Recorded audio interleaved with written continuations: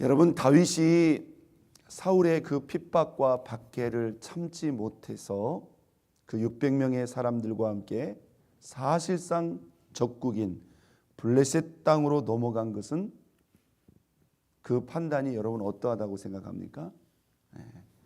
다윗의 심정과 상황은 우리가 이해하지 않을 수는 없어요. 인간적으로. 아마 지금으로 말하면 다윗과 그의 사람들은 한 권력자의 폭정을 피해서 도망친 난민이라고 표현할 수 있겠죠. 그렇죠? 난민이라고.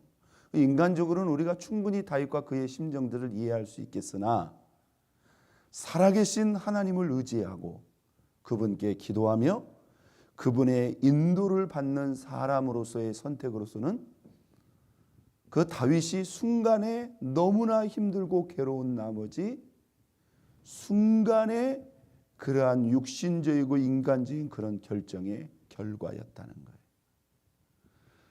왜 우리가 그렇게 해석할 수 있습니까? 사실 우리가 세상의 관점에서 본다면 이 다윗의 선택을 누가 잘못됐다고 말할 수 있겠어요? 그러나 하나님 나라의 관점에서 보면 우리가 이것을 엄밀하게 생각하고 판단해야 돼요. 자, 다윗과 그의 사람들이 그러면 지난 10여 년 동안, 여러분 다윗이 지금 블레셋 땅으로 넘어간 게 처음이 아니잖아요. 처음에 사울의 마음을 확인하고 놋 땅에 들려서 떡과 칼을 받아가지고 그가 혼자 단독으로 블레셋 땅에 넘어가잖아요. 그렇죠? 넘어갔다가 그 모든 사람들이 자기를 못 알아볼 줄 알았는데 한눈에 알아보고는 어떻게 하고 나왔어요? 정말 하나님의 극적인 도움으로 미친 사람 행세를 해가지고 어떻게 그들을 속이고 나왔어요. 그때도 큰 진짜 곤혹스러움을 치른 거죠. 그리고 그가 들어와서 자기를 믿고 자기에게 나온 사람들을 데리고 어디로 갑니까? 모압 땅으로 갑니다. 먼 외가 친척이라고 볼 수가 있죠. 근데 하나님은 바로 얼마 있지 않아서 갓 선지자를 다윗에게 보내서 어디로 들어가라고 합니까? 유다 땅으로 들어가라고 합니다. 자, 다윗이 그때 블레셋에 갔다가 진짜 크게 깨닫죠. 아, 나는 하나님을 의지하고 가야 되겠구나. 여러분, 세상 사람들의 그 기준과 관점으로 본다면 다윗의 이 선택과 결정은 사실 이해할 수 없는 거죠. 그런데 우리는 누구를 믿기 때문에? 하나님을 믿기 때문에. 또 그분이 우리의 삶을 완벽하게 주도하고 인도한다는 걸 믿기 때문에 우리는 기도하면서 하나님의 뜻을 묻고 좌우 상황이 아니라 하나님의 뜻만을 믿고 그 뜻만을 따라가야 될 줄로 믿습니다. 믿으시면 아멘. 이게 진짜 하나님의 사람이고 진짜 기도하는 사람이고 진짜 하나님의 인도함을 받는 사람이에요. 그러니까 그렇게 다시 유다 땅에 돌아와 가지고 그 400명 600명을 데리고 지난 10년 동안, 여러분 물론 다윗과 그의 사람들이 너무나 괴롭고 힘들었지만 사울과 그의 군사들에게 단 한 번이라도 잡혔어요, 안 잡혔어요? 잡히지 않았잖아요. 하나님이 그걸 보여줬단 말이에요. 사울이 다윗을 잡은 게 아니라 거꾸로 오히려 다윗이 눈앞에서 사울을 죽일 수 있는 두 번의 그 상황을 누가 만들었어요? 그게 우연입니까? 하나님이 만들어요. 여러분, 이 자체가 누구의 승리입니까? 이 자체가 이미 다윗이 승리한 거예요. 그런데 오히려 다윗은 자신의 결백을 그렇게 두 번이나 낱낱이 증명했음에도 불구하고 전혀 달라지지 않는 그 사울왕의 모습을 보면서, 이게 사람을 보면서예요. 사람을 보면서 다윗은 지쳐버립니다. 다윗은 거기서 한계를 드러내요. 내가 이렇게까지 했는데도 이 사울왕이 달라지지 않는다면 도대체 나는 언제까지 이 사람들을 데리고 도망쳐야 되는가? 여러분 잘 보세요. 이게 대단히 중요한 부분입니다. 우리가 하나님을 안 믿는 것도 아니고 기도를 안 하는 것도 아니에요.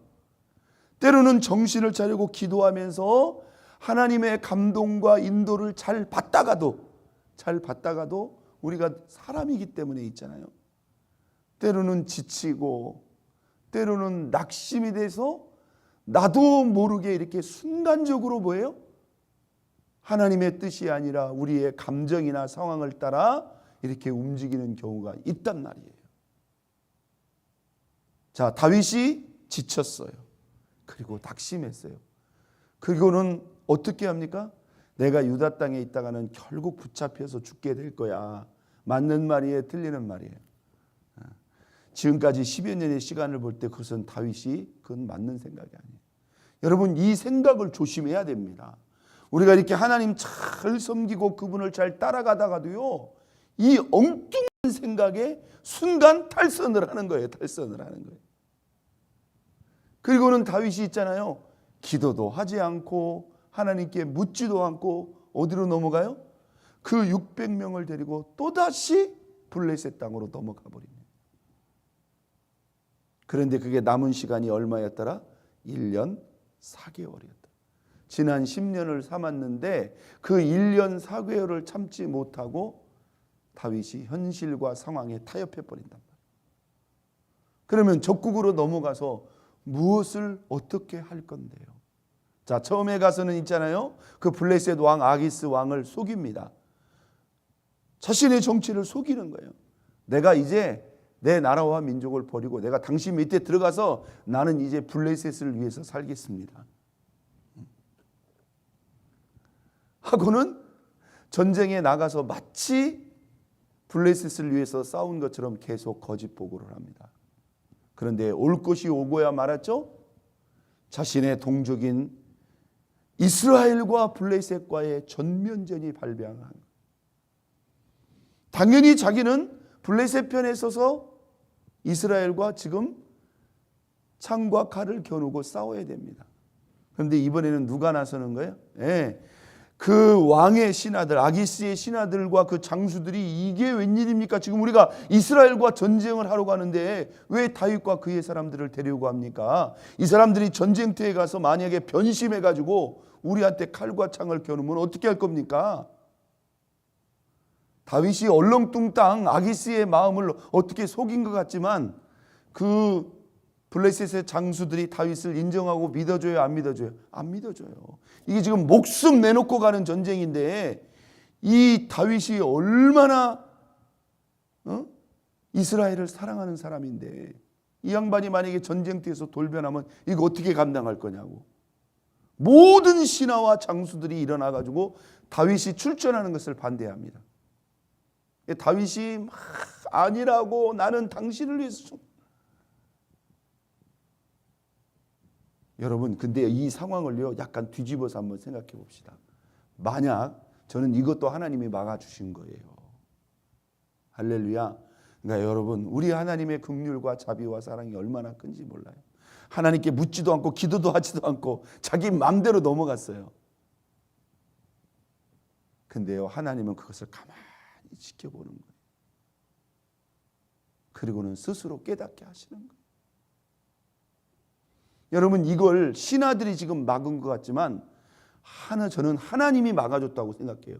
그래요. 그 신하들과 장수들이 원해서 그러면 같이 전쟁터에 나가면 그 다음 뭘 어떻게 할 건데요. 그 전쟁터에 나가서도 몰래 숨어가지고 이렇게 몰래 심어서 남 안 볼 때 나는 블레셋 사람을 쳐야지. 뭘 그렇게 할 겁니까? 아예 하나님이 막아버린 거예요. 그리고는 씁쓸한 마음을 가지고 자기들이 살던 시글락 땅에 와 보니 무슨 일이 발병을 한 거예요? 이 아말렉이라고 하는 아주 호전적이고 악한 족속이 있습니다. 이 사람들이 지금 블레셋과 이스라엘이 딱 전쟁하는 그 틈을 노려가지고 다윗과 그의 사람들이 살고 있는 시글락성에 쳐들어가지고 그 지역을 다 불살라버립니다. 그리고 그 처자식들을 한 사람도 빠짐없이 노인까지 다 끌고 가버린 거예요. 자, 전쟁터에 갔다가 인정받지 못하고 다윗과 그의 사람들이 돌아와서 보니 자기들의 처소가 다 불타버렸고 자기 처자식이 다 끌려간 거예요. 여러분, 이 상황에 직면해서 다윗이 드디어 깨닫습니다. 내가 잘못 선택했구나. 내가 잘못 판단했구나. 여러분, 하나님이 깨닫게 하시는 거예요. 이 사람들이요, 이 상황을 보고 얼마나 놀랐는지 한번 보세요. 4절입니다. 4절. 다윗과 그의 함께한 백성이 뭐하도록? 울 기력이 없도록 소리를 높여 울었더라. 다윗과 그의 함께한 사람들이 울 기력이 없도록 소리를 높여 울었더라. 그러면 여러분 얼마나 울었다는 거예요? 울 기력, 더 이상 울 수 없을 때까지 울었다는 거예요. 여러분 이 울음소리를 우리가 기억해야 됩니다. 그러더니요, 이 사람들이 울다가 어떤 자세를 보이는지 보세요. 6절. 백성들이 누구 때문에? 자녀들 때문에. 여하튼 자녀가 더 강하긴 강한가 봅니다. 백성들이 자녀들 때문에 마음이 슬퍼서 다윗을 뭐하자?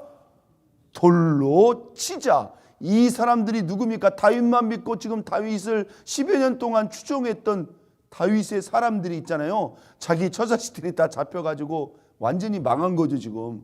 그러니까 이제 배는 게 없는 거예요. 다윗을 돌로 치자, 이 말이 무슨 말입니까? 자기가 데리고 갔던 그 사람들까지 내분이 일어나서 다윗을 죽이겠다고 지금 나오는 그런 기가 막힌 상황이 연출된 거예요. 여러분 다윗이 더 이상 설 곳이 있어요 없어요? 설 곳이 없어요. 여러분 이것이 우리가 하나님을 믿지 않고 중요한 순간 그분 앞에 기도하지 않고 육신적으로 인간적으로 선택한 바로 그 결과라는 거예요. 그런데요, 여기서 대전환이 이루어집니다. 다시 6절을 봅니다.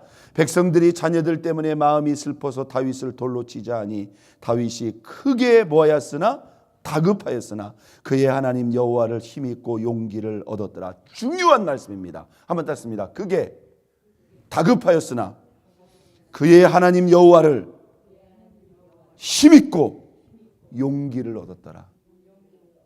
예, 여러분 하나님은 다윗을 버린 게 아니었어요. 비록 그가 인간적으로 잘못 결정하고 지금 막다른 진짜 벼랑 끝에 섰지만 다윗이 거기서 정신을 차립니다.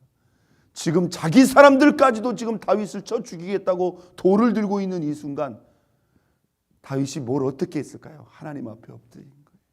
하나님, 내가 잘못 생각했습니다. 내가 잘못 선택했습니다. 하나님 어떻게 합니까? 하나님 나 좀 도와주십시오 하고 하나님께 매달리는 겁니다. 여러분 이게 그의 하나님을 힘입고 용기를 얻었더라 이거예요. 할렐루야. 예. 하나님이요 이 다윗의 마음을 바로 붙잡습니다. 그리고 다윗이 어떻게 하죠? 기도합니다. 8절. 다윗이 여호와께 묻자와 이르되 내가 이 군대를 추격하면 따라잡겠나이까 하니 여호와께서 그에게 대답하시되 그를 뭐하라? 쫓아가라. 내가 반드시 따라잡고 도로 찾으리라. 할렐루야. 여러분 여기 보세요. 이게 다윗이죠. 이게 진짜 하나님의 사람이죠. 여러분 여기서 이 다윗의 이 마음을 즉시 받으시고 응답하시는 하나님의 마음을 헤아려 보시라 이거예요. 자기가 묻지도 않고 자기 마음대로 갔더니 다급하고 답이 안 보이니까 하나님 앞에 엎드려요. 그죠? 그런데도 하나님은 그 다윗의 마음을 받으셨다는 거예요. 한번 따랐습니다. 다급할 때로 응답하시고 역사하시는 하나님. 여러분 때로 우리가 하나님 앞에 이런 염치가 없는 순간이 있어요. 그래도 염치 없어도 어떻게 합니까? 하나님 앞에 엎드려야죠. 할렐루야. 자, 우리가 이 다윗의 이 사건을 통해서 깨달을 것은 깨달아야 돼요. 어떤 경우에도 육신적으로 인간적으로 선택하면 더 큰 낭패와 어려움뿐만이 아니라 잘못하면 모든 것을 다 잃어버릴 수도 있다는 거예요. 그러나 설령 내가 잘못 선택해서 어려움을 당했다 할지라도 우리가 할 수 있는 것은 뭐예요? 그 순간에서라도 다급한 순간에서라도 다시 하나님 앞에 엎드리고 기도하는 겁니다. 할렐루야. 다윗과 그의 사람들이 쫓아갑니다. 얼마나 쫓아가가지고는 결국 어떻게 해요? 자기들이 잃어버렸던 모든 것을 단 하나도 빠짐없이 하나님이 완벽하게 찾아서 돌아옵니다. 할렐루야. 나중에 보면은요, 이 아말렉 사람들이 시글락만 친 게 아니에요. 지금 이스라엘과 전쟁이 벌어지니까 이스라엘 블레셋을 쳐가지고 엄청난 전유물을 쌓아놓고 거기서 술 마시고 놀고 있는 거예요. 다윗이 그 사람들을 칩니다.